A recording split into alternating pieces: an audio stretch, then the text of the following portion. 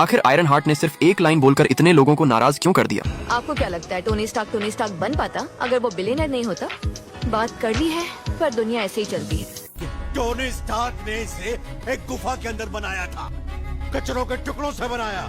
लेकिन Tony Stark को असाधारण बनाने वाली चीज कभी उसका पैसा नहीं था। टोनी ने सिर्फ 4 साल की उम्र में अपना पहला सर्किट बोर्ड बनाया, 6 साल की उम्र में अकेले इंजन असेंबल कर लिया और सिर्फ 17 साल की उम्र में MIT से ग्रेजुएट हो गया। 21 साल की उम्र में उसने स्टार्क इंडस्ट्रीज संभाली और उसे दुनिया की सबसे बड़ी वेपन्स कंपनी बना दिया। एक दिन टोनी अमेरिकी सेना को स्टार्क इंडस्ट्रीज के नए हथियार दिखाकर वापस लौट रहा था। तभी उसके कॉन्वॉय पर आतंकवादियों ने हमला कर दिया। टोनी किसी तरह एक चट्टान के पीछे छिपा, लेकिन तभी उसके पास एक मिसाइल आकर गिरी। उस पर साफ लिखा था स्टार्क इंडस्ट्रीज। धमाके ने टोनी को दूर फेंक दिया और मिसाइल के टुकड़े उसके सीने में घुस गए। जब उसे होश आया, वह एक गुफा में कैद था। उसके सीने से एक इलेक्ट्रोमैग्नेट जुड़ा था जिसे कार बैटरी से पावर मिल रही थी। वहीं मौजूद डॉक्टर यिनसेन ने बताया कि ये मैग्नेट उसके सीने के टुकड़ों को दिल तक पहुंचने से रोक रहा है। अगर ये बंद हुआ तो टोनी मर जाएगा। आतंकवादियों ने टोनी को जेरिको मिसाइल बनाने का आदेश दिया। जब उसने मना किया तो उसे बेरहमी से टॉर्चर किया गया। फिर टोनी ने बाहर हथियारों का एक बड़ा ढेर देखा। सबसे डरावनी बात ये थी कि वे सभी स्टार्क इंडस्ट्रीज के बनाए हुए थे। तभी टोनी को एहसास हुआ कि उसके बनाए हथियार गलत लोगों के हाथों में पहुंच चुके हैं। उसने भागने की योजना बनाई और मिसाइल बनाने का नाटक शुरू कर दिया। लेकिन सीक्रेटली टोनी और यिनसेन कुछ और ही बना रहे थे। टोनी ने मिसाइल्स के पार्ट से एक छोटा आर्क रिएक्टर बनाया जिसने उसके सीने की भारी बैटरी को रिप्लेस कर दिया। फिर उसने नए ब्लूप्रिंट्स निकाले और यिनसेन समझ गया टोनी मिसाइल नहीं बल्कि एक आर्मर सूट बना रहा था। दोनों ने छिपकर सूट तैयार किया, लेकिन आतंकवादियों को शक हो गया। आर्मर को स्टार्ट होने में समय चाहिए था, इसलिए यिनसेन हथियार लेकर बाहर निकल गया और टोनी के लिए अपनी जान दांव पर लगा दी। सिस्टम एक्टिवेट होते ही टोनी मार्क 1 आर्मर पहनकर बाहर निकला और आतंकवादियों को खत्म करते हुए यिनसेन तक पहुंचा। लेकिन तब तक बहुत देर हो चुकी थी। यिनसेन की मौत से गुस्से में टोनी ने आतंकवादियों और वहां मौजूद स्टार्क इंडस्ट्रीज के सारे हथियारों को आग में जला दिया। फिर उसने सूट के थ्रस्टर्स एक्टिवेट किए और आसमान में उड़ गया, लेकिन फ्यूल खत्म होने पर रेगिस्तान में क्रैश हो गया। घर लौटने के बाद टोनी अस्पताल नहीं गया। उसने सीधे प्रेस कॉन्फ्रेंस बुलाई और पूरी दुनिया को चौंकाते हुए ऐलान किया स्टार्क इंडस्ट्रीज अब हथियार बनाना बंद करेगी। इसके बाद टोनी ने खुद को एक नया और बेहतर आर्मर बनाने में झोंक दिया। उसने आर्क रिएक्टर अपग्रेड किया